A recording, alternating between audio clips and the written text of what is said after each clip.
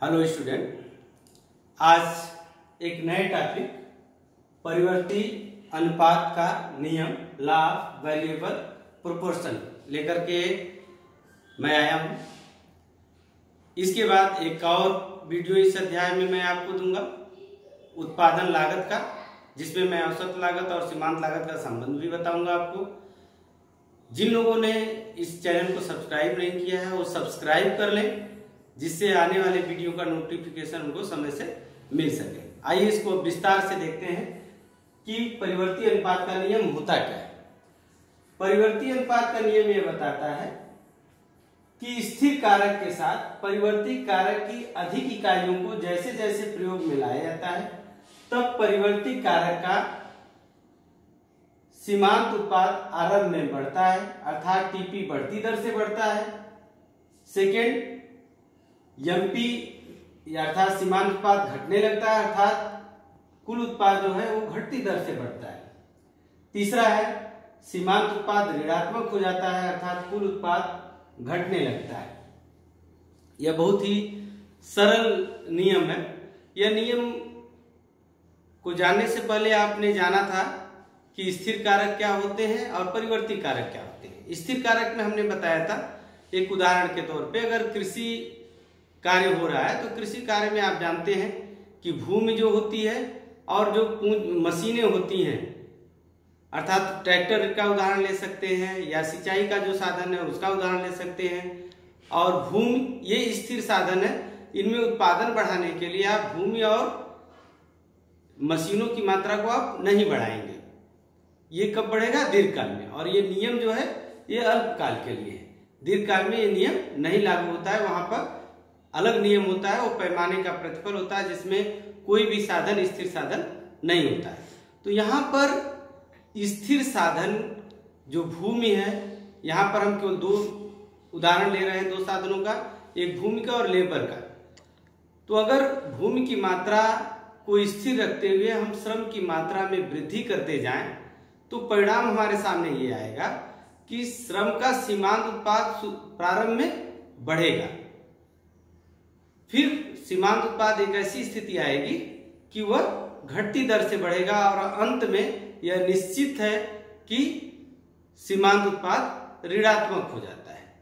इसको हम इस तरह कह सकते हैं कि स्थिर साधन के साथ अगर परिवर्तित साधनों की मात्रा को में वृद्धि की जाती है तो परिवर्ती साधन का सीमांत उत्पाद प्रारंभ में बढ़ता है, अर्थात टोटल प्रोडक्शन इंक्रीजिंग रेट से इंक्रीज होता है, फिर डिमिनिशिंग रेट से टोटल प्रोडक्शन इंक्रीज होता है और अंततः टोटल प्रोडक्शन फॉल करने लगता है, यानी गिरने लगता है। अब इसको हम एक तालिका के माध्यम से समझते हैं। यहां पर हमने स्थिर साधन लिया है, स्थिर साधन की एक एक इकाई का ही प्रयोग हो रहा है, स्थिर साधन में कोई वृद्धि नहीं की जा रही है क्योंकि यह अल्पकाल है। इसमें हम क्या करेंगे, केवल परिवर्ती साधन का प्रयोग करेंगे, इसीलिए इसको परिवर्ती अनुपात का नियम कहा गया, क्योंकि स्थिर साधन के साथ परिवर्ती साधन का अनुपात हमेशा क्या होगा, बदलता जाएगा। जैसे यहाँ पे 1/1 होगा और जो ही हम दूसरा साधन लगाएंगे तो 1/2 हो जाएगा, तो अनुपात में क्या होगा, परिवर्तन होगा। इस नियम को और नामों से भी जाना जाता है, घटते प्रतिफल का नियम भी इसको कहा जाता है, ह्रासमान प्रतिफल का भी नियम कहा जाता है। तो उदाहरण देखते हैं। यहाँ पर हम स्थिर साधन के साथ जैसे जैसे परिवर्तित साधन की मात्रा में वृद्धि करते हैं, आप देख रहे हैं यहाँ पर कि सीमांत उत्पाद शुरू में बढ़ता है, ये यहां तक आपका बढ़ रहा है, इसके बाद फिर सीमांत उत्पाद गिरने लगता है और कहां तक गिरता है, यहां तक गिरता है और इसके बाद यहां से ऋणात्मक हो जाता है। जहां तक सीमांत उत्पाद बढ़ रहा है, टोटल प्रोडक्शन वह बढ़ती दर से बढ़ रहा है, यानी प्रत्येक श्रमिक के कारण उत्पादन में जो वृद्धि हो रही है पहले की तुलना में अधिक हो रही है।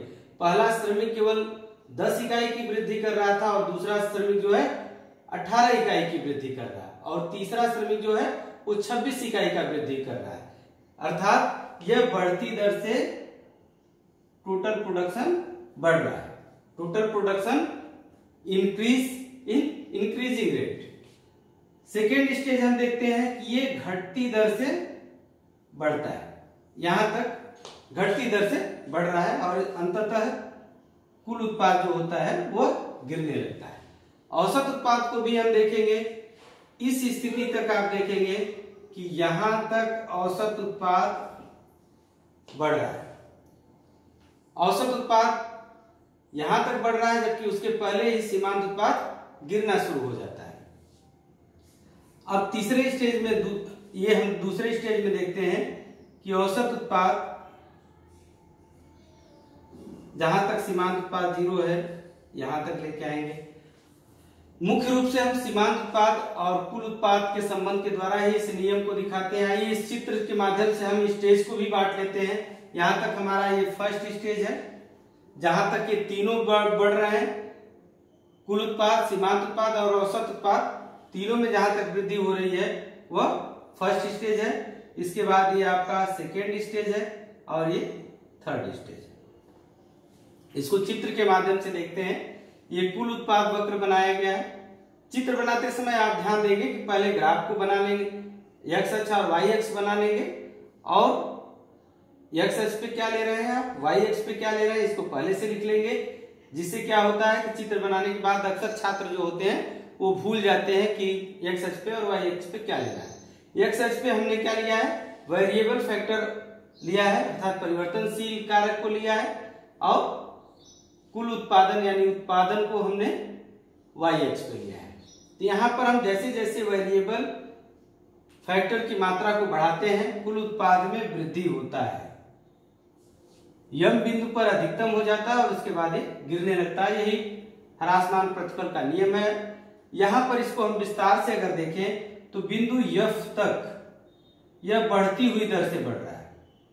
चित्र बनाते समय हम इसको क्या करेंगे, इसको एक्स अक्ष के उन्नतोदर बनाएंगे, जिससे ये दिखाएगा कि इसकी ढाल बढ़ती जा रही है, अर्थात सीमांत उत्पाद बढ़ता जा रहा है।